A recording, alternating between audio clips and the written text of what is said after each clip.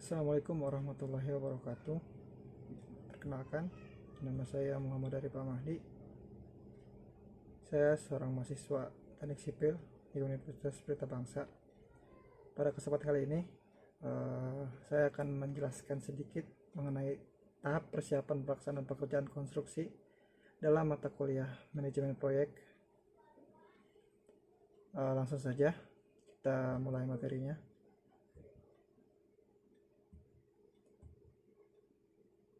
Pertama, sebelum pelaksanaan pekerjaan pokok suatu proyek konstruksi, pekerjaan pertama yang harus dilakukan adalah pelaksanaan pekerjaan persiapan.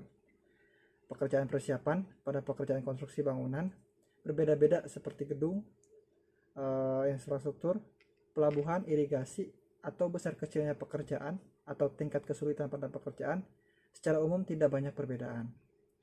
Nah, dalam pekerjaan persiapan harus direncanakan sebelum masa pelaksanaan atau proyek konstruksi.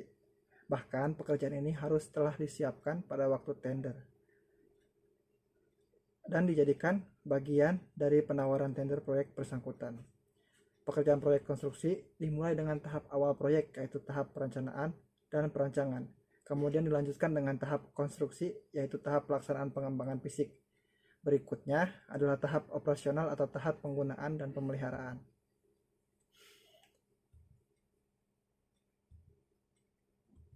Kemudian, pihak-pihak yang terlibat dalam suatu proyek konstruksi dari tahap awal proyek, yaitu tahap perencanaan dan perancangan, hingga masa konstruksi, yaitu pelaksanaan pembangunan fisik, ada 3.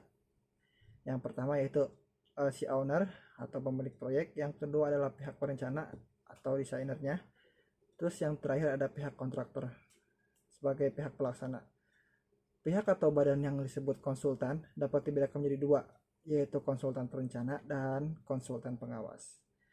Bisa dilihat dalam bagan si pemilik proyek atau owner sebagai pengguna jasa tentunya saling berkaitan, yaitu dengan konsultan maupun kontraktor. Si konsultan sebagai penyedia jasa untuk menerjemahkan apa yang diinginkan oleh pemilik proyek, dan si kontraktor sebagai pengerja pelaksana proyek tersebut.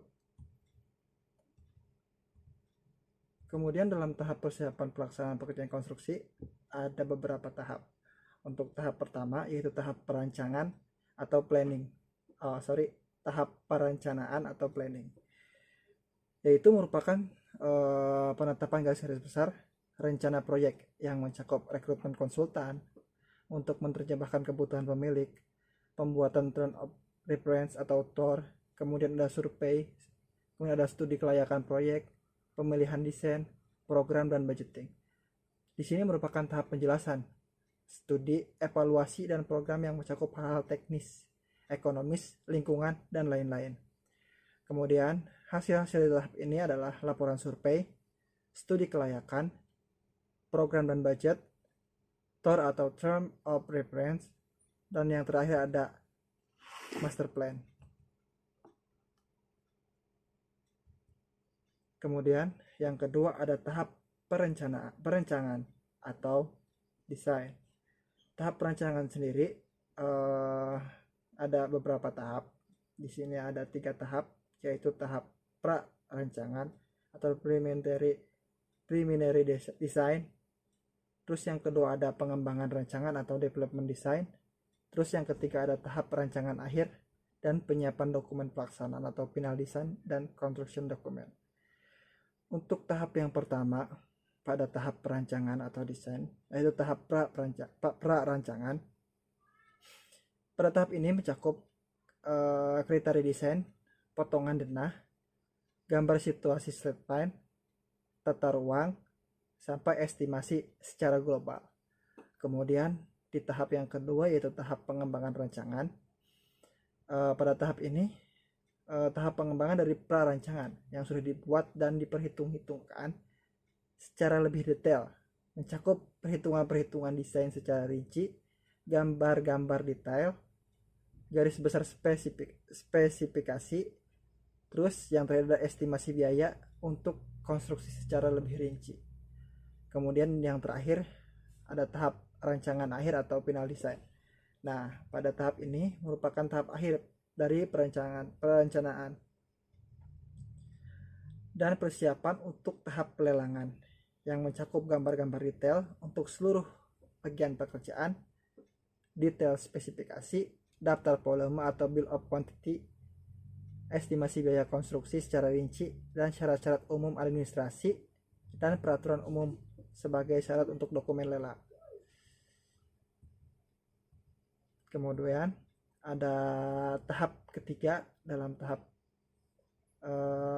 persiapan pelaksanaan pekerjaan konstruksi, yaitu tahap pengadaan atau pelelangan proyek. Nah, sebelum masuk ke tahap pelaksanaan, kegiatan yang dilakukan adalah menyiapkan dokumen lelang, termasuk di dalamnya seluruh kriteria dan persyaratan yang lengkap dan jelas, dokumen kontrak hasil pelelangan, konsep prosedur kerja, dan koordinasi terhadap pihak-pihak terlibat. Untuk mendapatkan penawaran kontraktor yang kapasitasnya dapat dipertanggungjawabkan dan dengan harga yang bersaing, perlu juga disiapkan tata cara pelelangan. Contohnya seperti penentuan kriteria dan penilaiannya, penilaian profesional, data dan informasi harga yang berlaku saat itu, yang semuanya berguna untuk mendapatkan hasil evaluasi penawaran kewajaran harga yang objektivitasnya tinggi, serta pemberlakuan aturan-aturan secara benar dengan membentuk kepanitiaan lelang oleh pemilik proyek. Nah, dalam kemudian ada jenis-jenis pelelangan juga. Jadi pelelangan ini dapat dikategorikan menjadi 4 golongan, yaitu pelelangan umum atau terbuka, pelelangan terbatas, pemilihan langsung, dan penggadaan langsung. Kemudian kita masuk ke tahapan-tahapan pelaksanaan pelelangan. Masih dalam tahap pelelangan, untuk tahap pertama yaitu pengumuman. Nah, pengumuman akan dilangsungkan pelelangan melalui media massa seperti papan pengumuman di instansi yang bersangkutan. Kemudian ada pendaftaran peserta lelang. Terus yang ketiga ada pengambilan dokumen penawaran dari panitia lelang.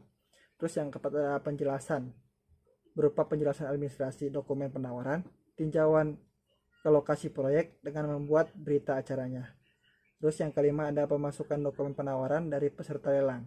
Terus yang keenam ada pembukaan dokumen penawaran. Yang ketujuh yaitu penilaian penawaran oleh panitia yang menguasai secara profesional mengenai harga penawaran proyek. Kemudian yang kedelapan, usulan calon pemenang lelang dengan membuat ranking penilaian terhadap 3 besar penawar terendah. Kemudian yang kesembilan ada penetapan pemenang, dilanjutkan dengan pengumuman pemenang lelang setelah harga penawaran terendah dengan kualifikasi persyaratannya. Kemudian yang ke-10 ada sanggahan oleh peserta lelang, boleh dilakukan bila keputusan pemenang lelang tidak sesuai dengan aturan-aturan yang telah disepakati bersama. Kemudian yang terakhir ada keputusan pemenang lelang oleh pemilik proyek dilakukan bila semua permasalahan selama pelelangan telah diselesaikan. Terus yang keempat ada tahap perencanaan pelaksanaan pekerjaan konstruksi. Pada masa pelaksanaan proyek, biasanya data-data yang terkumpul sudah cukup lengkap dari berbagai aspek yang dipandang perlu. Sehingga langkah-langkah penentuan kebijakan pelaksanaan dan penyusunan rencana kerja yang lebih detail sudah dapat dilakukan. Kegiatan pada tahap ini biasanya dilakukan oleh kontraktor yang dipilih melalui lelang atau tender, atau dapat berupa penunjukan langsung. Kemudian, langkah-langkah perencanaan yang perlu dilakukan adalah sebagai berikut. Yang pertama, melakukan kajian terhadap gambar rencana dan spesifikasi teknis proyek agar bila tidak sesuai dengan kondisi pelaksanaan dapat disempurnakan melalui konfirmasi ke konsultan perencana. Kemudian yang kedua, melakukan perhitungan yang teliti terhadap volume pekerjaan, kebutuhan material, peralatan serta tenaga kerja yang digunakan. Yang ketiga, menyusun anggaran biaya pelaksanaan yang rinci yang disesuaikan dengan alokasi sumber daya yang dibutuhkan dan dana yang tersedia tentunya. Kemudian yang keempat, memilih jenis teknologi dan peralatan yang sesuai dengan kebutuhan pelaksanaan. Yang kelima yaitu perumusan kegiatan dengan jadwal yang akurat dan terpadu. Yang keenam, melakukan persiapan aspek administratif, pengadaan serta pengorganisasian pihak-pihak yang terlibat, penyusunan program kerja, perencanaan pengolahan risiko, perencanaan kesehatan dan keselamatan kerja, serta perencanaan sistem informasi manajemen. Kemudian yang terakhir adalah tahap pelaksanaan atau construction. Pada tahap ini merupakan tahap pelaksanaan pembangunan konstruksi fisik yang telah dirancang. Pada tahap ini setelah kontrak ditandatangani, SPK surat perjanjian perintah kerja dikeluarkan, maka pekerjaan pelaksanaan dilakukan yang mencakup rencana kerja atau time schedule, pembagian waktu secara rinci, rencana lapangan atau set plan, rencana peletakan bahan, alat dan bangunan-bangunan pembantu lainnya. Terus yang keempat ada organisasi lapangan. Terus ada pengadaan bahan atau material, pengadaan dan mobilisasi alat, pengadaan dan mobilisasi tenaga, pekerjaan persiapan dan pengukuran atau slack out. Terus yang terakhir ada gambar kerja atau show drawing.